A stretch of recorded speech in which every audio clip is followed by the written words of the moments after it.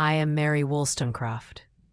I will not give you happiness, romantic games, or the secrets to stealing your man's heart. I have come to teach you one thing: how to take back your power. You, women of the modern world, you have your smartphones, you freedom, but your minds are still shackled, just as they were in the 18th century when I lived. You are not aware of it, though. You will say to me, "But Mary, we are free." Are we?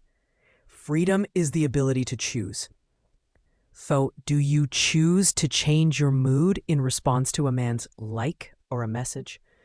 Or is this an automatic reaction of weakness within you? I'll tell you a harsh truth. Being an emotional slave is no less painful than being a legal slave. It's just harder to realize. Look at me.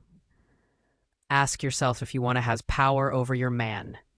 That little timid voice inside you is screaming yes, isn't it? You want him to love you more, to pay more attention to you, to follow you. Admit it. This is the most dangerous, most diabolical form of weakness. Why? Because if you seek power in controlling another person's behavior, you can never be free. You become their willing slave. You spend every moment calculating, analyzing, and scheming about their next move. That is not power. It is a mental illness. And you call this illness love or a flirting strategy. In 1792, I wrote these words: I want women to have power over themselves, not over men. This is not just a slogan. It is a call for a revolution in your very existence. So what does this mean in your relationships, in your daily life? Let's examine it ruthlessly, point by point. My first principle: weave the barbed wire of your mind. The social media trap. You're telling me about this thing called social media. You say, "My partner didn't like my post. They're still following their ex." And you measure your own worth, your own happiness based on this nonsense. How dare you? How can a man, touching or not touching a piece of glass with his finger, determine the value of your soul? Why are you handing over this power to a stranger, to a username? Let me give you a metaphor. It's like handing over the key to your own castle to a passing stranger and measuring your own worth by whether or not they enter your castle. That's madness. True power is not about ignoring what he does. That is merely escapism. True power is not allowing what he does to affect your spirit in the slightest. This is a fortress you will build within yourself.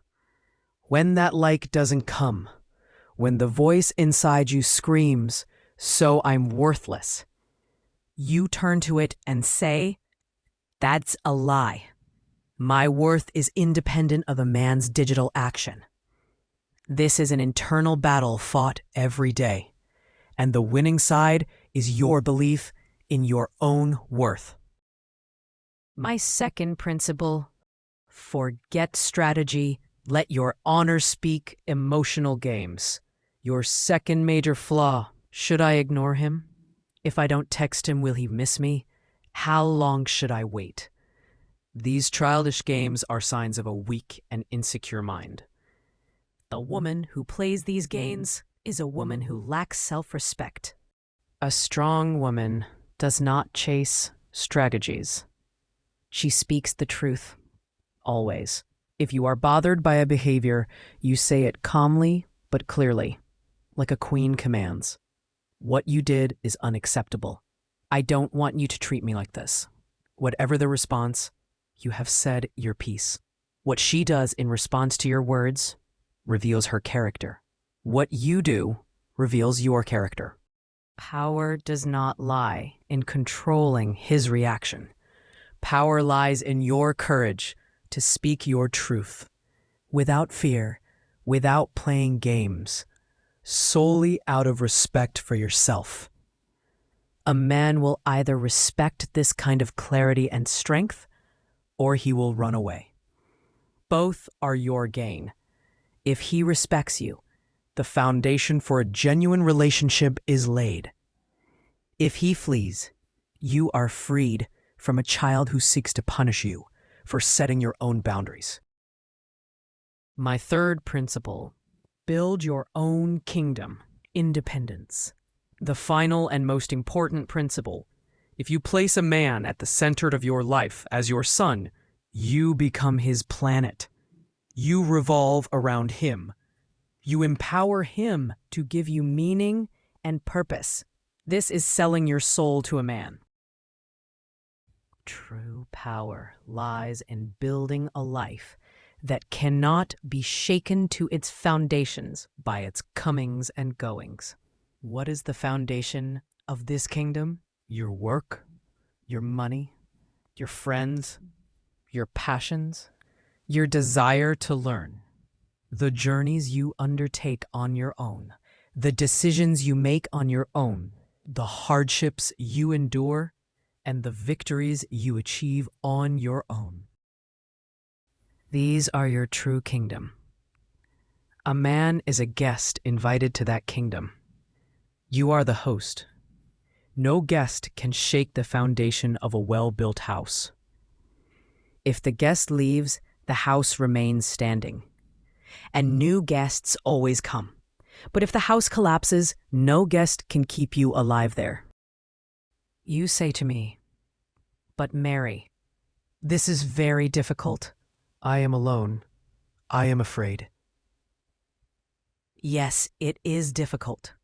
It is always easier to conform, to bow down, to play games. But I am not telling you what is easy. I am telling you what is right for you, what makes you human. Fear is normal.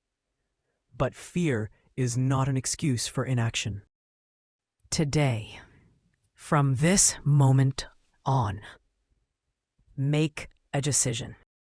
Shift your energy away from analyzing men and playing games, and instead focus on building your own potential. Stop caring about a like. Refuse to play games. Use your own mind, your own spirit. Remember, every time you try to control a man, you declare your dependence on him. The moment you start controlling yourself, you declare your freedom. The choice is yours. Will you live as an emotional slave or as the queen of your own life? Subscribe and share your comments now. I'm sure you'll be good if you listen to me and think carefully. See you at the next part.